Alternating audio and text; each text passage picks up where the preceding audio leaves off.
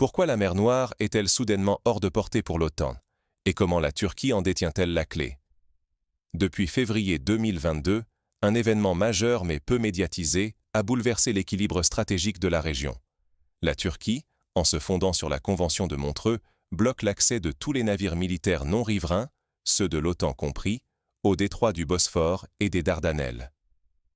Résultat, les porte-avions américains, destroyers britanniques et frégates françaises restent bloqués aux portes d'un théâtre de guerre central, incapables d'agir ou d'influencer directement la situation.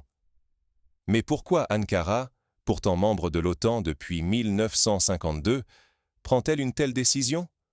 Et au final, qui contrôle réellement la mer Noire aujourd'hui, alors que la flotte russe essuie des pertes inédites face à l'ingéniosité ukrainienne?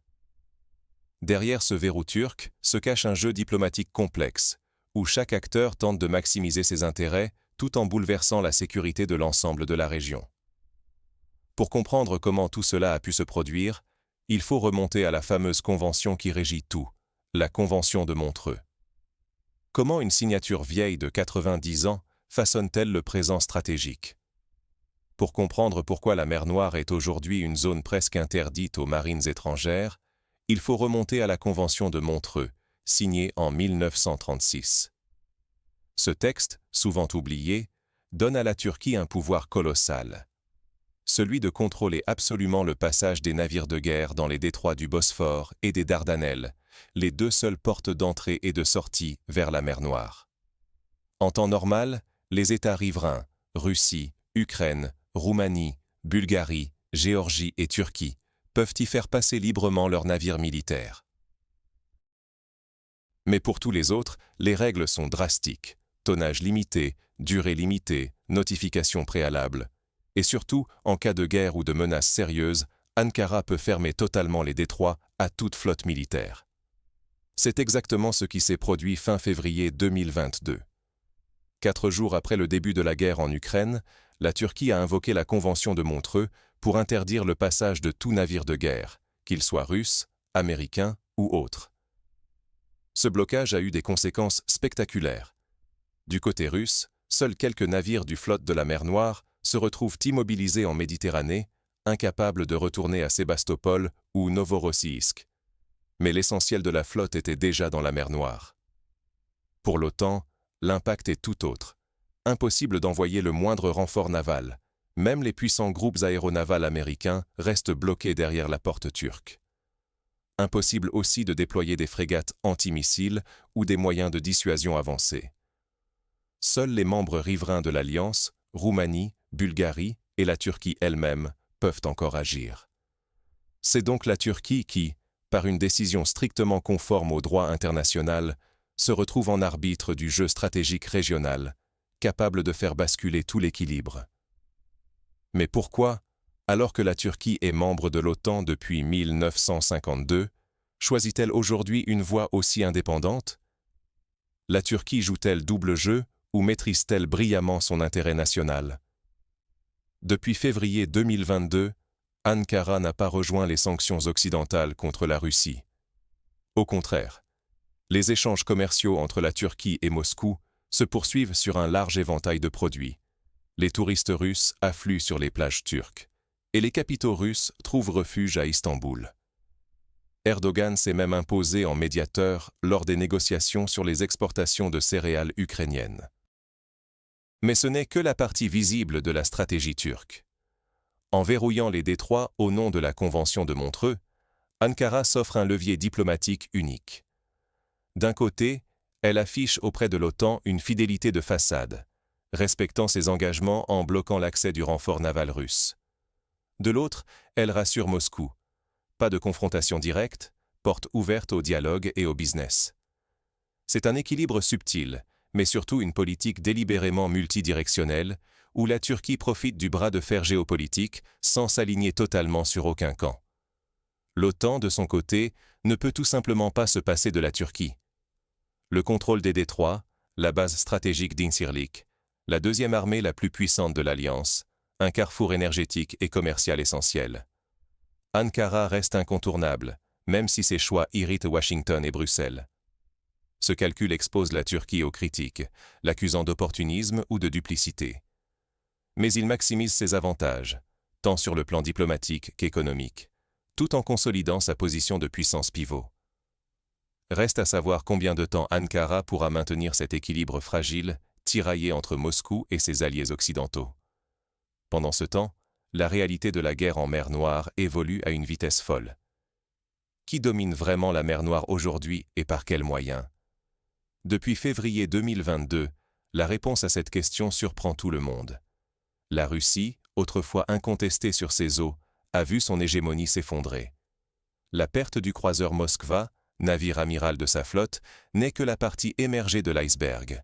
Les frappes ukrainiennes, combinant missiles, drones maritimes et attaques audacieuses sur les bases, ont détruit ou endommagé plusieurs grands navires, des sous-marins, et même les infrastructures portuaires de Sébastopol et Novorossiysk.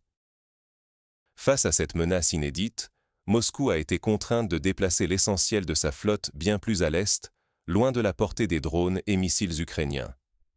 Mais cette repli stratégique a un coût immense. Novorossiysk, nouvelle base de repli, n'offre ni la protection, ni les capacités de maintenance de Sébastopol. Les navires russes, désormais stationnés sur des mouillages exposés, sont plus vulnérables que jamais.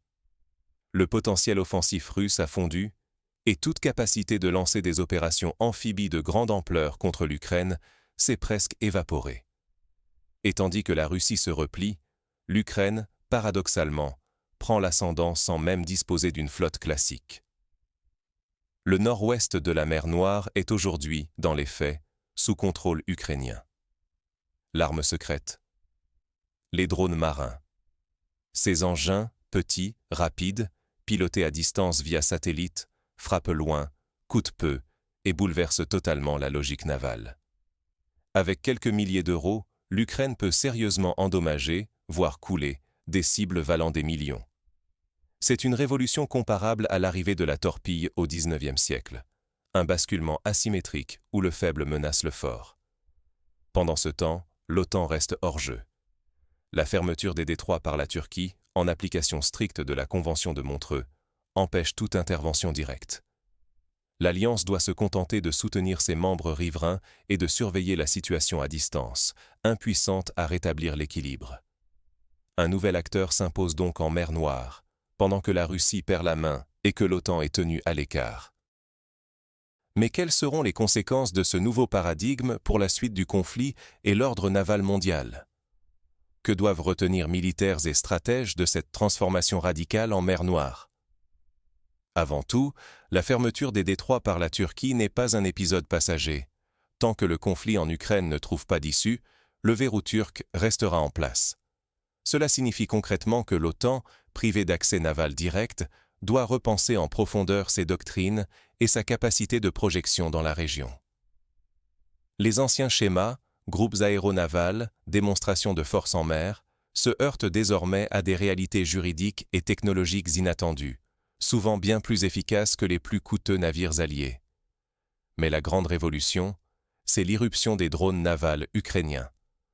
Moins chers, pilotés à distance, capables de frapper des cibles à des centaines de kilomètres, ils bouleversent le rapport de force.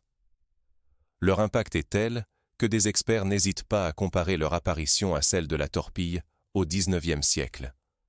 Un saut technologique qui met à portée de main la destruction de navires autrement inaccessibles, redéfinissant entièrement l'équilibre stratégique.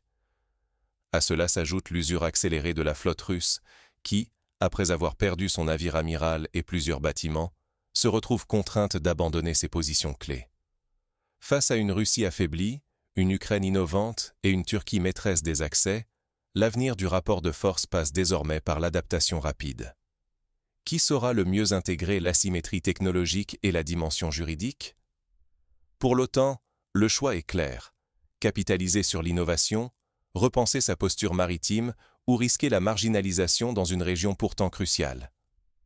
Les prochaines doctrines seront façonnées par l'autonomie turque, la course aux drones et la capacité de chaque acteur à imposer son tempo. Reste une question majeure. Ce bouleversement, que révèle-t-il sur la puissance, la flexibilité et les limites des alliances contemporaines? La mer Noire restera-t-elle ce laboratoire de l'avenir naval, ou n'assistons-nous qu'à une parenthèse, vite refermée par le retour des grandes puissances?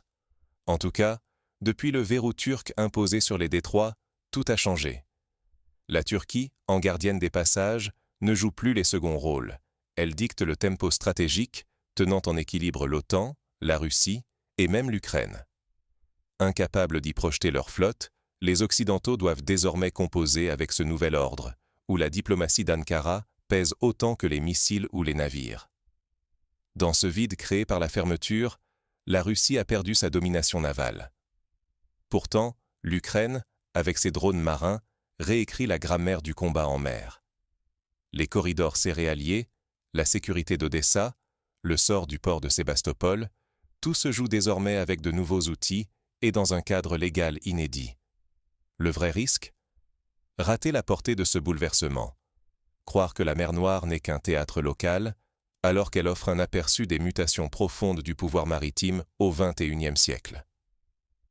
La question n'est donc plus de savoir qui contrôle la mer Noire, mais comment ce laboratoire d'innovation, technologique, juridique, stratégique, préfigure les conflits navals de demain. Et vous, pensez-vous que les drones marins vont durablement bouleverser l'équilibre des mers, ou que les grandes flottes sauront reprendre la main? Dites-le nous en commentaire, et à très vite pour un prochain décryptage.